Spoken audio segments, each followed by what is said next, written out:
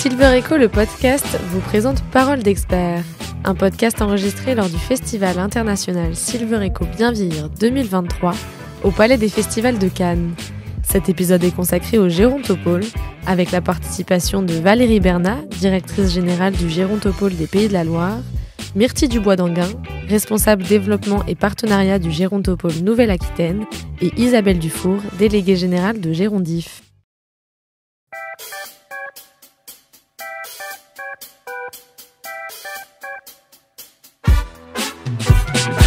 Bonjour à tous et bienvenue dans ce podcast en direct du Palais des Festivals de Cannes à l'occasion de l'édition 2023 du Silver Echo Festival.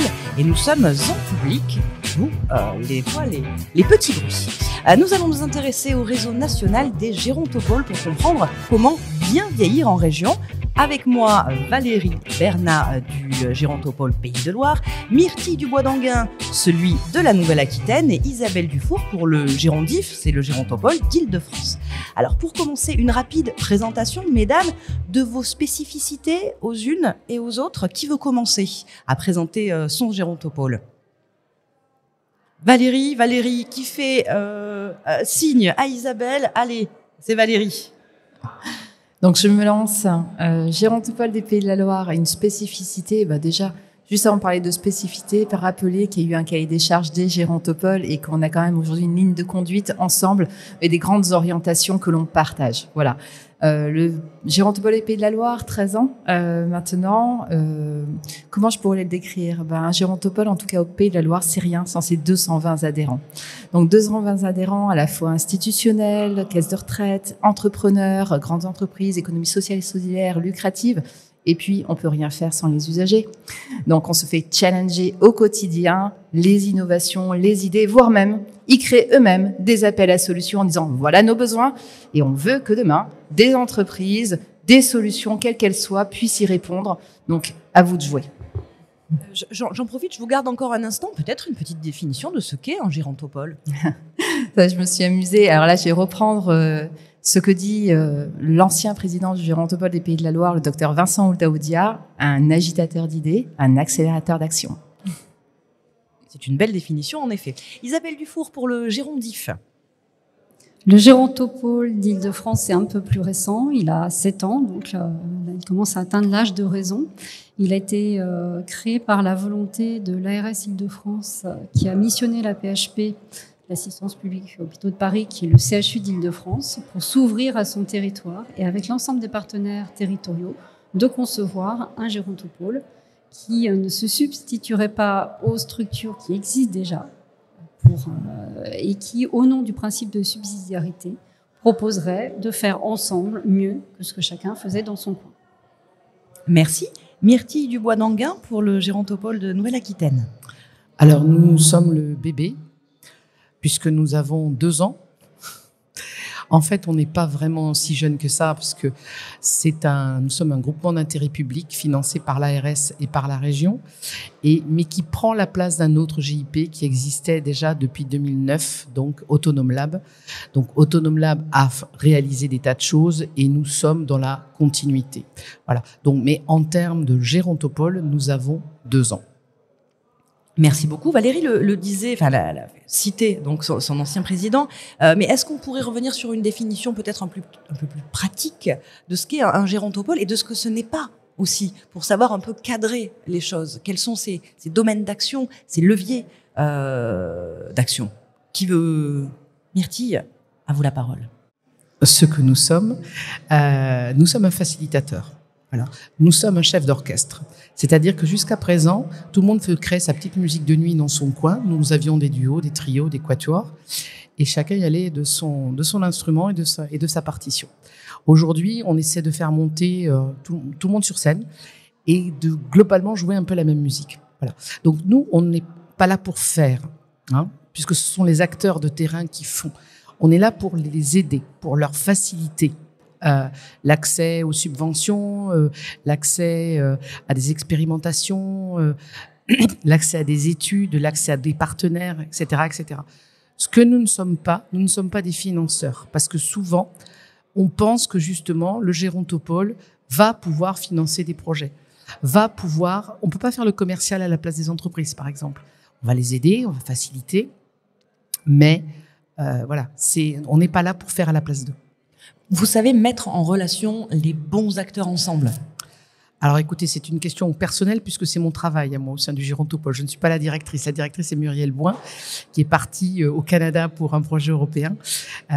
Donc moi, je suis la responsable développement et partenariat et mon rôle au quotidien, c'est ça. On reste avec vous encore une petite minute de plus parce que le Gérontopole de Nouvelle-Aquitaine, c'est le seul à être un pôle européen. Ah non, c'est pas le seul, me dit Isabelle. Ah non, elle n'est pas d'accord. Mais en tout cas, c'en est un. Vous êtes deux. Je vous passerai la parole après. Quelle est la plus-value, quelle est la valeur ajoutée d'être un gérontopole européen? Alors, ce n'est pas un gérontopole européen. Nous sommes un gérontopole qui travaillons sur des projets européens. Et ça, c'était une qualité, une activité qu'avait déjà Autonome Lab depuis des années. Donc, le gérontopole a cette compétence qu'il a déjà depuis plusieurs années. Et tous les ans, on a 1, 2 ou 3 projets européens à mener, donc avec d'autres pays. Par exemple, je prends Digitprêt puisque je suis impliquée dans ce projet-là. C'est une dizaine de pays en Europe. Il y a la Pologne, il y a le Portugal, voilà. Et on va créer des consortiums entre des entreprises françaises, des entreprises polonaises, enfin, en fonction des affinités des projets de chacun. Donc ça, c'est une grande richesse parce que on apprend véritablement des autres, mais ça ne donne pas. Alors si la région Nouvelle-Aquitaine a reçu une nomination comme quoi on était un site remarquable de la part de l'Europe. Quelques mots sur Digitprêt parce que vous en avez fait un petit teasing, donc allez-y. En fait, Digitprêt, c'est de mettre en exergue des solutions digitales qui sont là pour faciliter la prévention du soin à distance. Voilà. Donc nous, on va proposer des entreprises qui sont dans ce secteur, dans ce domaine, et qui vont matcher avec d'autres entreprises, d'autres pays. Isabelle Dufour, je m'en excuse. Oui, Girondif, donc le Gérontopole d'Île-de-France, est aussi un partenaire européen. Oui, alors nous avons été l'année dernière labellisés par la Commission européenne site de référence Active and Healthy Aging. C'est nous-mêmes qui avons porté le dossier et qui l'avons conçu, ce qui nous permet, malgré nous avons moins d'expérience en effet que nos collègues de Nouvelle-Aquitaine, puisque nous n'avions pas cette autorité d'Autonome Lab, mais nous nous lançons aussi dans ces projets européens. Donc nous en avons déjà déposé dans le passé. Et là, nous sommes en train de concevoir un projet de recherche autour de l'IA avec Singapour. Alors, vous allez me dire, Singapour, ça ne fait pas partie de l'Europe. Pourtant, dans ce consortium européen, il y a aussi Singapour qui est associé. Comme quoi, on a une vision très large des gérontopoles de ce que peut être l'Europe. Et nous allons concevoir un projet de recherche, puisque nous faisons beaucoup dans notre gérontopole de la recherche. Alors nous sommes aussi dans le fer, puisque nous avons aussi toute une équipe qui est dédiée à la recherche clinique, la recherche en SHS. Et ce que nous proposons notamment aux acteurs de la silver economy, c'est d'établir des preuves d'efficacité du point de vue clinique, biologique, comme ça s'impose, efficacité du point de vue des usages et de l'acceptabilité des seniors, des aidants et des professionnels du secteur, acceptabilité du point de vue médico-économique. Est-ce que l'innovation va éviter des chutes, des passages aux urgences, réduire les durées moyennes de séjour, réduire la consommation médicamenteuse, les chutes, etc. Et puis également un impact. Nous sommes capables de mesurer l'impact aussi éthique. Est-ce que les solutions innovantes qui sont proposées sont liberticides ou au contraire respectueuses de l'autonomie de la personne âgée? Est-ce qu'elle va alléger le fardeau de l'aidant qui travaille, qui accompagne son proche? Avec, j'imagine, tout ce qui est RGPD, la collecte des données, lesquelles on décide de conserver ou pas. Et c'est vrai que la France, là-dessus, culturellement, est assez protectrice de la vie privée. C'est pas forcément le cas dans d'autres pays. Quels sont les liens? Parce qu'on peut se demander, chacune représente ici un gérontopole. Quels sont les liens entre vous? Est-ce que vous échangez? Est-ce que vous coopérez? Question pour Valérie. Écoutez, oui, la coopération, elle se fait, et puis la dynamique a été accélérée largement avec la mise en place de l'Union des gérontopoles qui s'est faite officiellement le 13 mars de cette année. Mais on n'a pas attendu le 13 mars de cette année pour collaborer, pour rien vous cacher. Ça fait plus de 2 ans que les directions de Gérontopole se rencontrent de manière mensuelle, échangent entre elles et quelque part grandissent ensemble.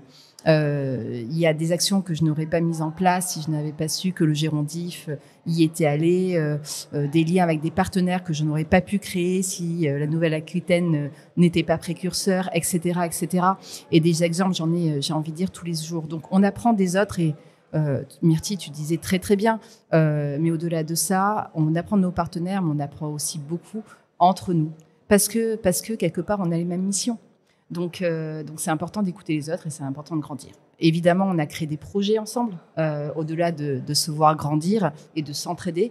On a monté des projets nationaux, puisque nos compétences réunies nous permettent aujourd'hui, en tout cas de manière très prégnante, de répondre à de la formation pour des sujets portés par la CNAV, par exemple, pour des sujets de Viva Lab sur lequel on était ce matin sur tester la preuve, l'usage. Isabelle en parlait, sur lequel en effet on fait référence aujourd'hui dans nos régions. Alors des fois pas tout seul, avec nos partenaires, parce qu'encore une fois notre force c'est aussi le partenariat et le savoir-faire de nos régions. Et aujourd'hui, on met en action, on met en musique. Donc oui, la CNSA, le Viva Lab, la CNAV, voilà, sont des partenaires aujourd'hui et demain où on pourra avancer petit pas par petit pas, parce que c'est comme ça qu'on se construit aussi. Isabelle Dufour, je vous redonne la parole parce que tout à l'heure vous disiez, je voudrais qu'on détaille un petit peu plus cette idée, que l'intérêt justement des Gérontopoles, c'est de pouvoir décloisonner les disciplines de recherche, puis d'avoir une sorte d'approche un peu holistique sur l'avancée de l'âge. Oui, tout à fait. Alors, en France, le monde de la recherche est justement par essence très cloisonné. Quand on dépose un projet, on va le déposer sous l'angle recherche clinique et on ne va s'intéresser qu'à l'effet fonctionnel, médical des innovations. Or, tous ceux qui travaillent autour de la personne âgée savent très bien qu'il faut avoir cette approche holistique, elle est nécessaire puisque la personne, elle vit en interaction avec un territoire, avec un environnement, avec des professionnels, avec des aidants, et que le vieillissement, ça n'est pas une pathologie d'organes, c'est un processus déjà naturel et c'est une bonne nouvelle que l'avancée en âge. Donc il faut bien avoir une approche très globale. Et du coup, quand on s'interroge uniquement sur l'aspect clinique, ça n'est pas suffisant. C'est nécessaire, mais pas suffisant. Donc, on peut très bien proposer des solutions qui auront une grande efficacité. Par exemple, on peut démontrer que attacher une personne, ça va réduire le nombre de chutes. Donc, cliniquement, on peut dire, voilà, on est efficace, on est béton. Oui, la clouer sur une chaise aussi. Exactement. Néanmoins, si on s'interroge aussi sur l'acceptabilité, donc avec une approche plus sciences humaines et sociales, on verra bien, et là on passera par des méthodes autres, des interviews, des entretiens, des focus group. Là on s'apercevra que ça n'est pas tenable. Et on a besoin aussi d'aller voir aussi des philosophes, des éthiciens qui vont nous dire c'est contraire aux grands principes de l'éthique. Quels sont tous ces acteurs, justement, avec leurs expertises que vous faites intervenir dans toutes ces recherches? C'est très large, j'ai l'impression. Alors, vraiment, on a aussi bien des entrepreneurs de la silver economy, donc qui ont des compétences entrepreneuriales, qui ont une bonne connaissance du marché, du fonctionnement d'entreprise. Mais on va rassembler autour de la table un biologiste, par exemple, dans le domaine nutritionnel, qui va nous dire, voilà, votre innovation nutritionnelle, elle va avoir des bénéfices sur le taux d'albumine, etc. Des médecins spécialisés en gériatrie, mais aussi, ça va être aussi des urgentistes que l'on va sensibiliser à la question du vieillissement. Cela va être aussi des libéraux avec lesquels on travaille, des infirmières libérales, des orthophonistes, des kinés, je viens d'oublier, des médecins. On va travailler aussi avec, bien évidemment, des personnes âgées elles-mêmes, soit puisqu'on a des ambassadeurs dans nos régions avec qui on a l'habitude de travailler, de proposer des études, des représentants aussi institutionnels, de collectifs interassociatifs en santé, des associations de patients, des sociologues, des philosophes. C'est très, j'en oublie certainement, des politiques, bien sûr, des décideurs institutionnels. Il faut aussi leur apporter les éléments Notre objectif, c'est vraiment aussi d'éclairer scientifiquement, par le domaine de la preuve, d'éclairer les décisions des institutionnels, qu'ils soient au niveau des ARS, des ministères, des instituts de protection et des caisses de retraite. Valérie Bernat, parmi tous les projets qui sont portés, qui sont mis en place par le Gérontopole de Pays de la Loire, il y a celui lié à la formation qui s'appelle ICOP ou ICOP, je ne sais pas comment on prononce. Alors, on va dire ICOP Pays de la Loire, parce que c'est l'OMS, c'est l'Organisation mondiale de la santé qui le porte. Alors, on n'est pas les seuls à porter le projet ICOP. ICOP a été porté par l'OMS, repris par le Gérontopole de Toulouse. C'est le professeur Bruno Velas qui a vraiment porté ce sujet-là et qui l'a porté jusqu'au ministère. Et le ministère a trouvé un intérêt certain à ce projet qui est vraiment un projet de prévention. Donc, c'est comment prévenir la fragilité d'une personne âgée le plus tôt possible à domicile. Voilà, on est vraiment sur ce sujet-là. Donc, on en parle beaucoup de prévention, mais on n'en fait pas énormément. Donc là, on a un vrai sujet, un vrai outil qui est porté mondialement. Le ministère a fait le choix d'ouvrir un appel à manifestation d'intérêt aux régions qui souhaitaient, aux acteurs qui souhaitaient se positionner sur ce sujet. La région des Pays de la Loire en a fait partie, et quand je dis les acteurs, on avait plusieurs réponses en fait à cette AMI, et c'est là qu'on va voir le rôle d'un gérontopole aussi. Et tu le disais bien, Myrtille, on avait l'inter-URPS, donc les libéraux, kinés, orthoptistes, médecins et autres diététiciens qui étaient présents autour de table en disant nous on veut répondre et on a une bonne idée. Il y avait le CHU de Nantes et le CHU d'Angers de leur côté également qui disaient mais attends, le CHU de Toulouse fait l'évaluation, on est en capacité de la faire aussi de la même manière. Donc là on avait un duplicata quelque part de ce qui se faisait. Et puis le Gérontopole des Pays de la Loire qui comprend les deux CHU mais au-delà les conseils départementaux, les acteurs de l'amont, les services à la personne, les CCAS, etc. se sont dit mais mince, c'est un sujet prévention quand même. Donc, on ne peut pas travailler ce sujet sans les acteurs de l'amont. Et donc, on s'est tous réunis autour de table en se posant une seule question. En tout cas, le Gérontopole a posé une seule question. Est-ce que vous voulez la gagner, cette AMI ? Donc, oui et oui ensemble. Alors, voilà, travailler en réseau dans l'Ouest, ça se connaît. Je dis pas que c'est simple, mais en tout cas, on a fait tous l'effort sur nos compétences d'amener notre part à ce projet. Et aujourd'hui, on est en pleine expérimentation. Tous les libéraux sur nos 7 CPTS d'expérimentation ont été formés par la Terre. Alors attention aux sigles, qu'on comprenne tout. Pardon. Donc, allez-y. On a donc les 7 lieux où travaillent les libéraux, qui sont des lieux d'expérimentation qui ont été formés du coup par l'Union, donc des professionnels de santé. Et le Gérontopole est en train de former les acteurs de l'amont, donc les services à la personne, les accompagnants, les aidants, des agents départementaux, territoriaux qui accompagnent la personne âgée au plus proche dans leur quotidien. Ça représente 204 acteurs qui sont prêts à participer, à évaluer par l'autodiagnostic l'outil d'expérimentation. Donc là, on a les acteurs de l'amont qui s'impliquent, les libéraux sur les territoires, et on connaît les difficultés aujourd'hui d'accessibilité aux soins aux libéraux, qui participent au sujet, et on a quand même 10 hôpitaux derrière qui, en fonction du score de fragilité, s'il est trop important, sont en capacité de relayer vers des gériatres et d'accompagner la personne âgée. Donc, j'ai envie de dire, on est en train de créer, grâce à un outil porté par l'OMS sur notre région, un parcours. Merci beaucoup Valérie. Myrtille Dubois-Danguin, une question pour vous. Un zoom, si vous deviez en faire qu'un sur un projet parmi tous ceux que vous portez ou que vous soutenez en Nouvelle-Aquitaine, ce serait lequel pour qu'on comprenne un petit peu dans quelle dynamique vous êtes engagé? C'est très très vilain comme question. Ouais, parce je que sais. C'est vraiment pas gentil du tout. Parce qu'on a tellement de projets intéressants, notamment ICOP. On est également sur ICOP. Nous, on accompagne 3 territoires, et donc c'est la responsable recherche du Gérontopole de Nouvelle-Aquitaine qui est en charge de ce dossier-là. Si je dois faire le choix, un choix qui paraît évident, c'est Imano. Imano est un projet qui a été demandé par la région, voulu par la région Nouvelle-Aquitaine, et qui a été porté par le Gérontopole. À l'époque, c'était déjà c'était encore Autonome Lab, et c'est un projet d'innovation managériale. Donc l'idée, c'était de se dire on a des problèmes de recrutement, on a des problèmes d'attractivité des métiers. Qu'est-ce qu'on peut faire? Alors bien sûr, il y a fournir des voitures, bien sûr, il y a relever les salaires, bien sûr, il y a des choses qui peuvent être faites, mais il y a aussi des choses qui peuvent être faites en termes de management.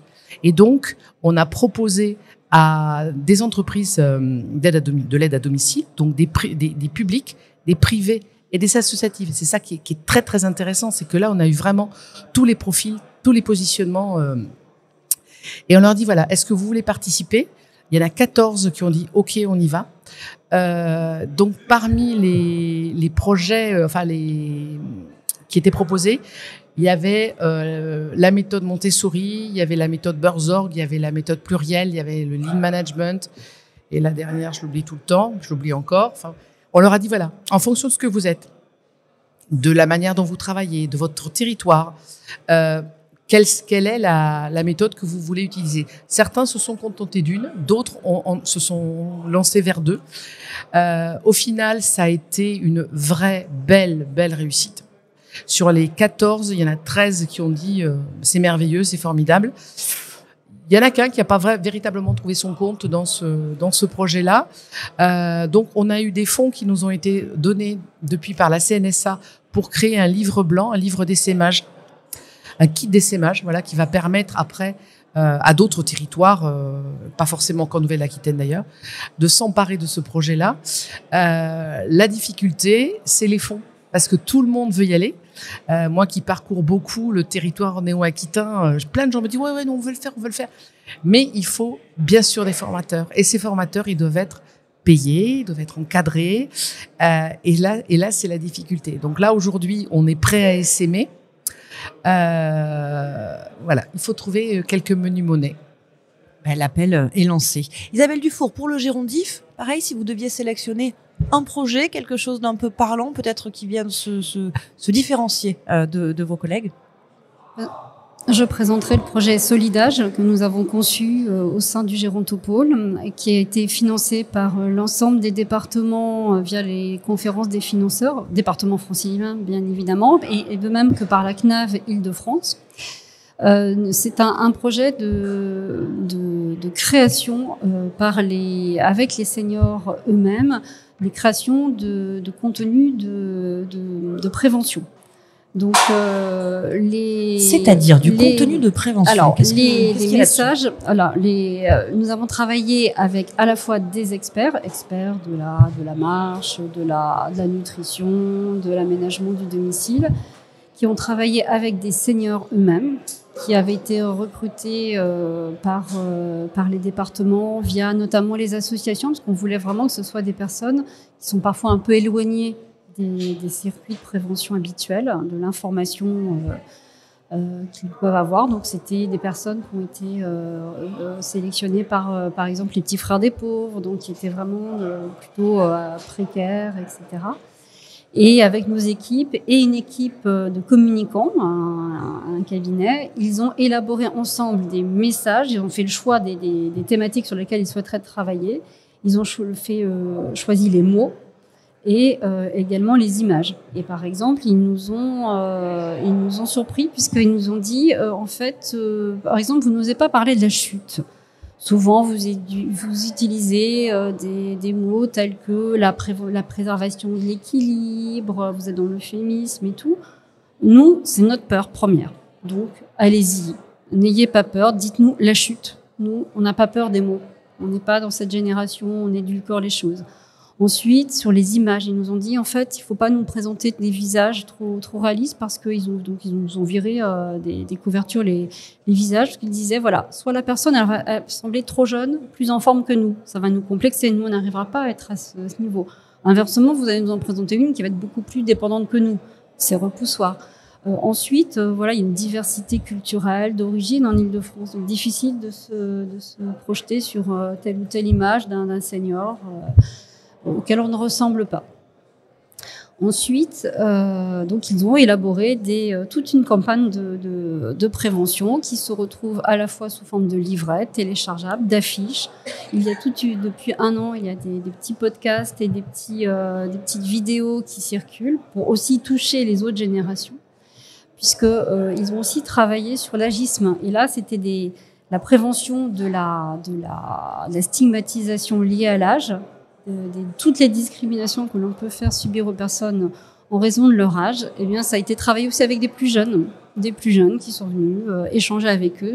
Et ça a donné une campagne qui a fait l'objet pendant une semaine entière dans les métros franciliens. Il y avait notre campagne qui portait le thème de respecter, c'est me respecter. Et on voyait un jeune qui se regardait dans le miroir et l'un des deux, d'un côté du miroir, vieillissait. C'était par du morphing. Et en fait, respecter un jeune ou un senior, c'est respecter un humain et c'est ça que l'on a en commun. Et du coup, cette campagne, elle a vocation à être en open source. Elle est téléchargeable, diffusable. Elle peut être utilisée par tous les préventeurs, bien sûr d'Île-de-France, mais aussi de France. Et dans l'esprit commun qui anime l'ensemble des gérontopoles, nous ne voulons pas écraser tous les autres préventeurs qui ont déjà fait des campagnes. Nous renvoyons à soit d'autres campagnes complémentaires, soit à des ateliers, département par département. Et du coup, nous orientons les seniors vers les ateliers qui pourraient les aider à maintenir, à rester en forme. Puisque le slogan, le motto de la campagne, c'est pour vivre bien et longtemps, je fais comment? Voilà. Très pragmatique.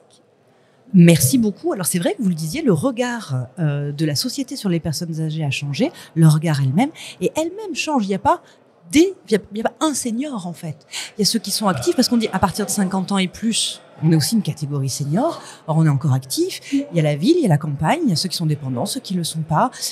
C'est vraiment un panel très large.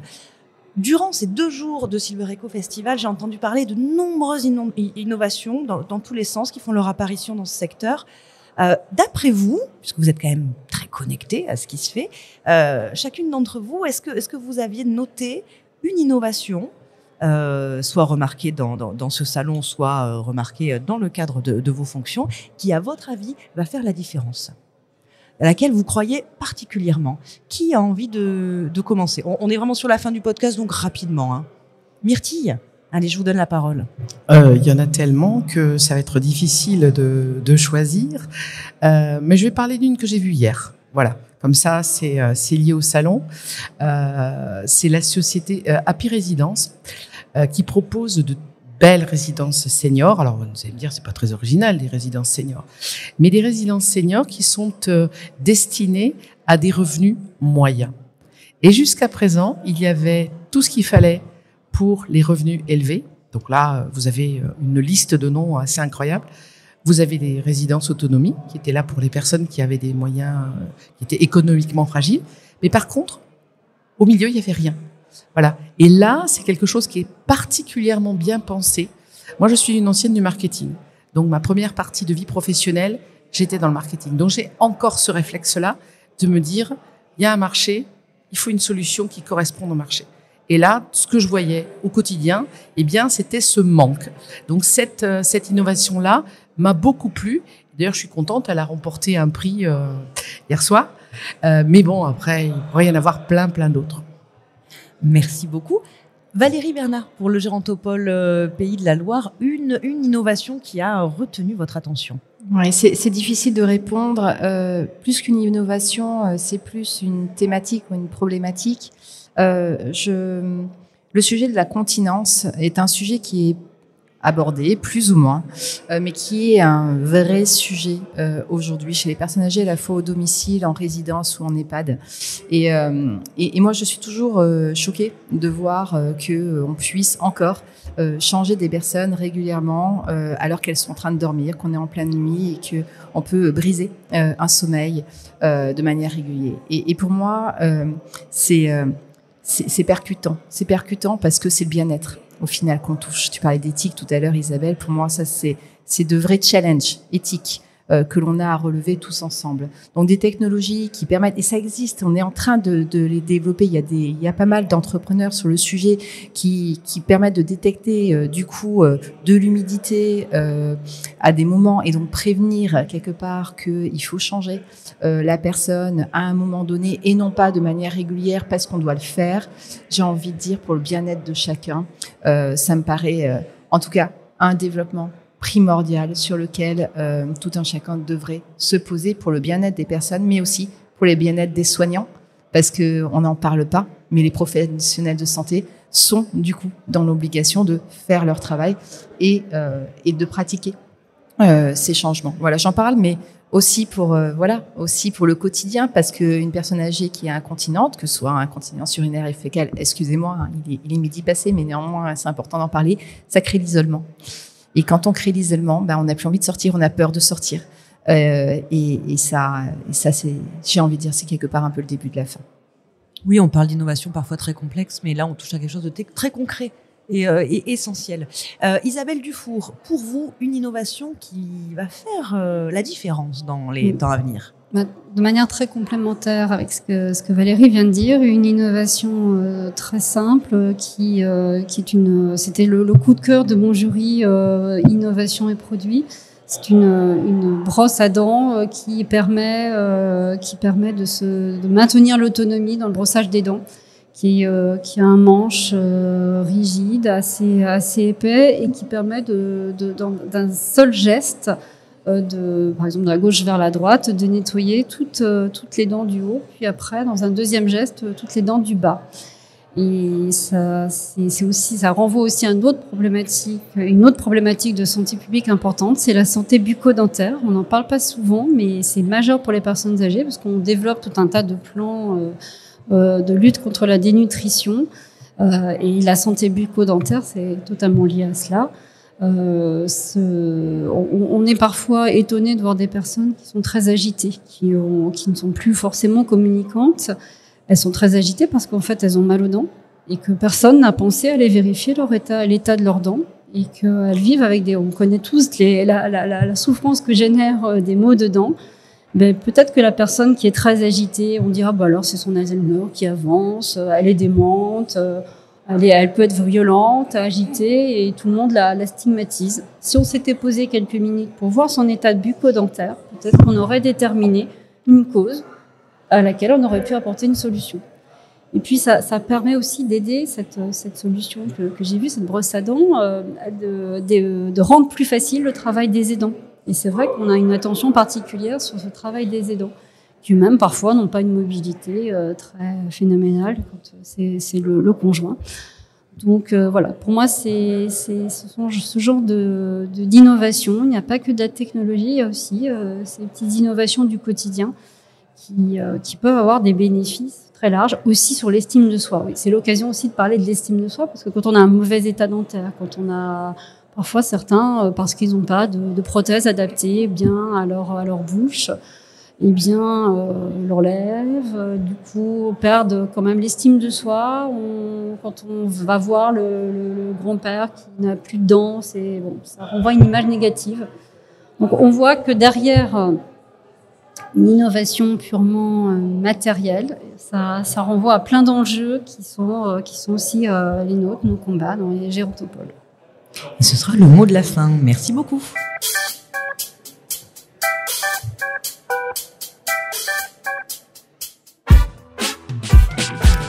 Merci à mes trois intervenantes, Isabelle Dufour du Gérondif, le Gérontopole d'Île-de-France, Myrtille Dubois-d'Anguin du Gérontopole de Nouvelle-Aquitaine et Valérie Bernat du Gérontopole Pays de la Loire. On vous dit à bientôt pour un prochain podcast en direct et en public du festival Silver Echo 2023.